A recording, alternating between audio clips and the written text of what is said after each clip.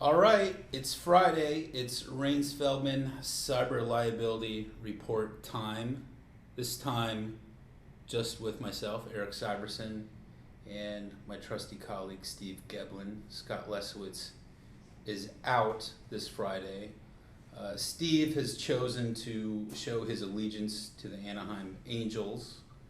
I'm not sure that's wise the way the season started, but we are going to hit on a sports angle today, aren't we, Steve? Yeah, I think we are. We're going to be talking about some of the events that happened during last night's NFL draft. So the NFL draft was last night. I'm a big Packers fan. The Packers got like this defensive tackle from UCLA, but we're not talking about the Packers.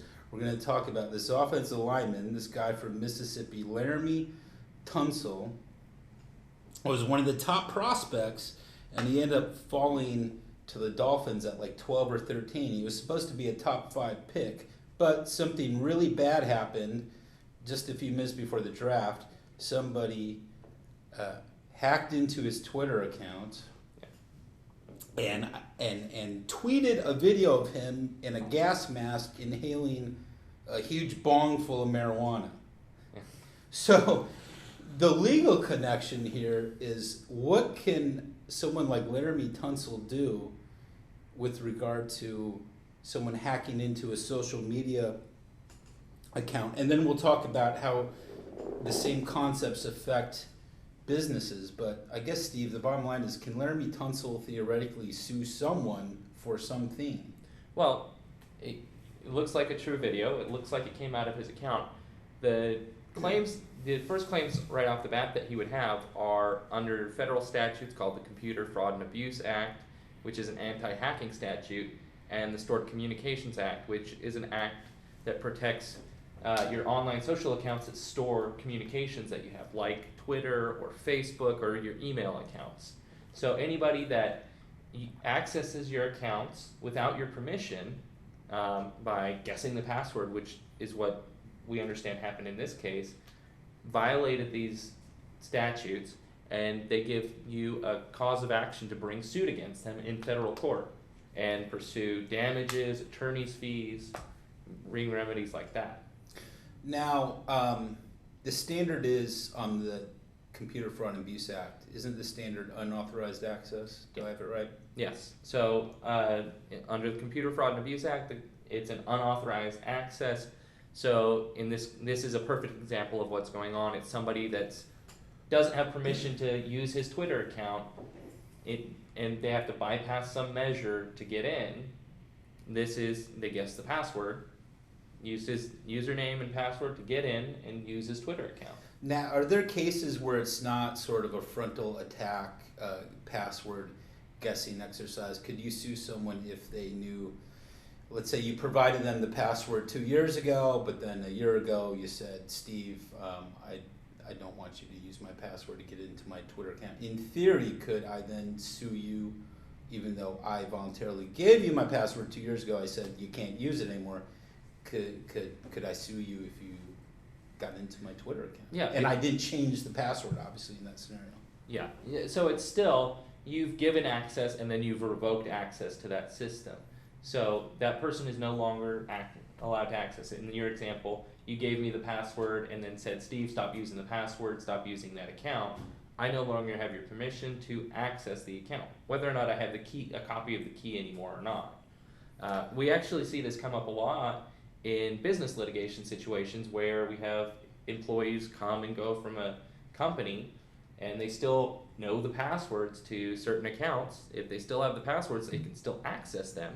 But when they're no longer employees, they no longer have permission to access a company Twitter account, company email accounts, those kind of items.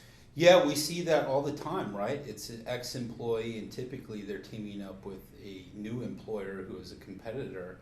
And it's pretty common for them to access, like customer lists or customer info so they can underbid jobs or compete. And in that scenario, you have not only the Computer Fraud and Abuse Act claims, the Stored Communications Act claims. I mean, then you start getting into the trade secrets claims and unfair competition and things like that. It's interference with economic relations, all the business torts that happen in these business cases start lining up in there too. On and on and on. Now, I think the Computer Fraud and Abuse Act, I mean, that also is a criminal statute. So if you can get the federal authorities interested, the FBI, right, you could see a criminal prosecution. There's a famous case up in San Francisco called the No-Sol case where that happened. Does the Stored Communications Act have a criminal element also? It does have a criminal element also. It also is housed within the federal criminal statutes. So again, that's another one where if it's a serious enough case and federal authorities get interested, there can be criminal actions going on. What's the better claim from the business's perspective? Is it if you have both? Is it the Stored Communications Act because there's statutory damages, right? Right. So you're actually both of them are good claims. They each have different sort of requirements to tick the box whether you can bring the claim. So the Computer Fraud and Abuse Act covers any kind of hacking you can think of, but has a bar where there has to be a certain level of damages for it to qualify for the federal statute.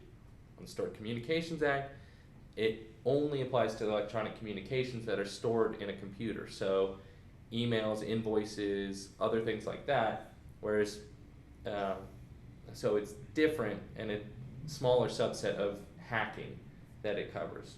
The Stored Communication Act, one benefit of those kind of claims though is there's a statutory damages level. So there's a $1,000 statutory damages figure for each unlawful access of the communications.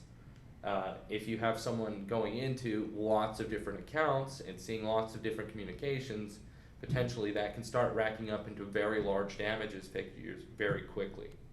See, I think that's the key if you can get there. The Stored Communications Act is narrower, but the challenge that we've had in some of these cases is frankly the actual damages, the type of damages you need in the Computer Fraud and Abuse Act. It's often tough to connect the dot to an actual out-of-pocket loss. It's similar to our copyright cases, I suppose, where you also have the ability as a plaintiff to obtain statutory damages, and they're often much greater than the actual damages. That's right.